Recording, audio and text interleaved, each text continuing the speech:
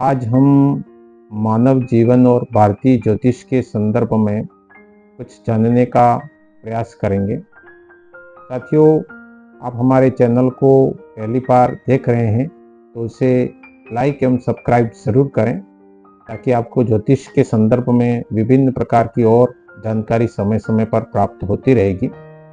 साथियों, यह जीवन और ज्योतिष दोनों बहुत महत्व रखते हैं। मनुष्य के जीवन में ज्योतिष का अन्वेषण करते करते हजारों वर्ष हो गए और उस संदर्भ में जानने के साथ ही वह जिज्ञासु भी बना रहा कि किस तरह से मानव जीवन में ज्योतिष महत्वपूर्ण और उपयोगी बन सकता है। तो आज हम ज्योतिष का जीवन में क्या महत्व है इस विषय पर जानने का प्रयास करेंगे। साथियों, समस्त भारत में जितना भी ज्योतिषीय ज्ञान दिया गया प्राप्त हुआ उसके पीछे दर्शन शास्त्र छिपा हुआ है। हमारी संस्कृति में प्रत्येक ज्ञान को दार्शनिक मापदंड से मापा जाता है। इसी कारण ज्योतिष को भी दार्शनिक दृष्टिकोण से देखा जाता है और समझा भी जाता है। हमारे दर्शन शास्त्र में आत्मा को अजर अमर माना है और उसका कभी नाश नहीं होता। इसी कारण से हम जन्म जन्मांतर में पूर्व जन्म के जो कर्म हैं वह हमारा सूक्ष्म शरीर साथ में लेकर आता है। हम जिस शरीर को देख रहे हैं वो स्थूल शरीर है, साथ ही हमारा जो सूक्ष्म शरीर है वो हमारे संस्कारों को साथ में लेकर आता है। और क्रियमाण शरीर है जो स्थूल, सूक्ष्म और कारण शरीर, जो हमारे किए हुए कर्मों को साथ में लेकर जो सूक्ष्म शरीर आता है और किस तरह से उसको भोगता है, इससे फल को प्राप्त होता है, इस विषय पर हम थोड़ी सी चर्चा करने का प्रयास करेंगे। साथियों, कर्म तीन प्रकार के माने गए। एक तो वो कर्म है जो संचित है, दूसरे कर्म वो हैं जो हमारे प्रारब्ध में लिखे गए, तीसरे हैं क्रियमाण कर्म। संचित कर्म वो हैं कि हमारा यह जो जन्म है उससे पहले भी कई सारे जन्म हुए और उन जन्मों में जो हमने अच्छे बुरे जो भी कर्म किए वो सब एकत्रित हुए और वह कर्म सारे एकत्रित होने के बाद संचित रूप से हमको फल प्रदान करते हैं। साथ ही संचित कर्मों में जितने कर्म हमने भोगने शुरू किए वह और वर्तमान शरीर जो भोगता है उन्हें प्रारब्ध कहा जाता है, तथा वर्तमान शरीर द्वारा अपने पाप पुण्यात्मक कर्मों को जो अभी कर रहा है वो क्रियमाण कर्म कहलाता है। तो भारतीय दर्शन में हमने पहले ही बताया कि आत्मा अमर है, इसका कभी नाश नहीं होता।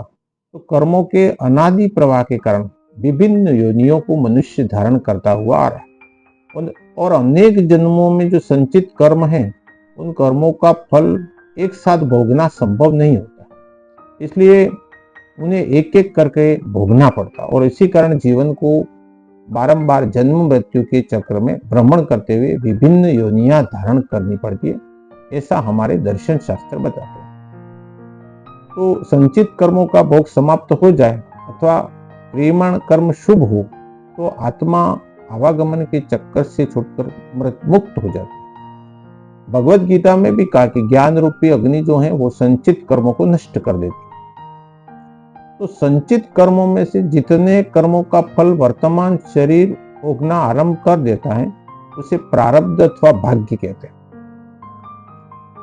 तो प्रारब्ध कर्म अथवा भाग्य द्वारा प्राप्त सुख दुख प्राणी को भोगने ही पड़ते हैं, परंतु जिस प्रकार निदान द्वारा, औषधि के द्वारा किसी रोग से शीघ्र छुटकारा पाया जा सकता है, उसी प्रकार ज्योतिष के आधार पर प्रारब्ध के संबंध में जानकारी प्राप्त करके तप, दान, पुण्य, शुभ कर्म, जप आदि क्रियामाण कर्मों के औषध रूपी उपायों के द्वारा उसके दुष्प्रभाव से मुक्ति पाई जा सकती है।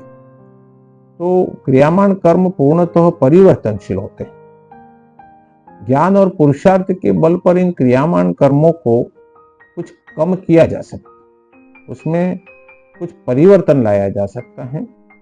कर्म में भी दो भेद है साथियों, एक तो दृढ़ मूल कर्म तथा शिथिल मूल कर्म कहा गया है।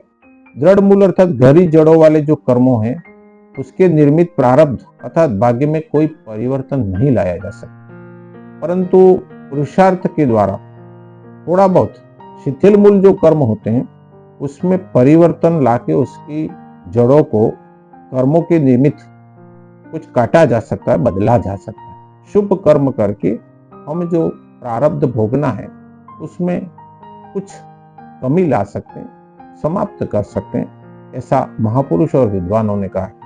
इसके अतिरिक्त विद्यमान जन्म में शुभ कर्म जो किए, शुभ कर्म रूपी पुरुषार्थ हैं, उसके द्वारा अगले जन्म के श्रेष्ठ प्रारब्ध का भी निर्माण किया जा सकता है। अभी अच्छे कर्म करके हम आगे के जन्मों को भी शुभ बना सकते हैं। तो ज्योतिष शास्त्र के उपयोग का तात्पर्य यही है कि उसका लाभ यही है कि जो प्रारब्ध है अर्थात हमारा जो संचित कर्म है वो ग्रहों की गति, ग्रहों की स्थिति और ग्रहों की दशा अंतरदशाओं के माध्यम से हम यह पूर्व में जानकारी प्राप्त कर सकते हैं कि हमारा पुरुषार्थ कैसा रहा था, हमारे पूर्व के कर्म कैसे थे, जो ग्रह किस तरह का फल देने वाले हैं, उसका एक ब्लूप्रिंट तैयार किया जा सकता है। तो किसी शुभ ग्रह की दशा हो, उस समय शुभ मुहूर्त अथवा शुभ शकुन में आरंभ किए गए किसी कार्य या यात्रा में शुभ फल प्राप्त होने की अधिक संभावना रही। तो इसके विपरीत अगर हमने ध्यान नहीं रखा और वह समय जो प्रारब्ध हमारा शुरू हुआ वो ठीक नहीं है, हमने जो कार्य किया वह मुहूर्त भी सही नहीं है, तो हमें जो फल प्राप्त होने वाला है वह विपरीत हो सकता है और इसकी संभावना हानि की अधिक हो सकती है। अतः इसकी उपयोगिता यही है कि प्रत्येक मनुष्य को ज्योतिष शास्त्र द्वारा अधिकाधिक लाभान्वित होने की चेष्टा करते हुए उस शास्त्र को किस प्रकार एक बुद्धिमान ज्योतिष, एक अनुभवी ज्योतिष हमारा मार्गदर्शन करता है और आशा की एक नई किरण प्राप्त होती है और व्यक्ति के पुरुषार्थ को, यानी कि हम कह सकते हैं प्रारब्ध अथवा भाग्य को, या उसको देव योग भी कह सकते हैं, उसको करने में किस तरह से लाभान्वित हो सकता है अथवा उसको किस तरह से अपने जीवन में उतार कर वह ज्योतिष का उपयोग ले सकता है। तो यही मित्रों ज्योतिष का महत्व है कि हमारे पूर्व जन्म की जो संचित कर्म है उसमें जो प्रारब्ध यानी कि जिनको हमने भोगना शुरू कर दिया है उसको किस तरह से भोगा जाए, उस भोगे हुए कर्मों को जिसको भोगना शुरू किया उसको कम कैसे किया जाए, बड़ा नुकसान होने वाला है तो उस नुकसान में हम किस तरह से उस नुकसान को छोटा कर सके। यही ज्योतिष का एक दार्शनिक क्षेत्र है, दार्शनिक विज्ञान है, जिसको सरलता से हम नहीं समझ सकते, परंतु जिन ऋषि मुनियों ने, जिन अनुभवी महानुभावों ने समझा है वह निश्चित रूप से ये मानते हैं कि ज्योतिष एक रहस्यमय विज्ञान है, अलौकिक विज्ञान है और जिसका लाभ निश्चित रूप से मिलता है। धन्यवाद।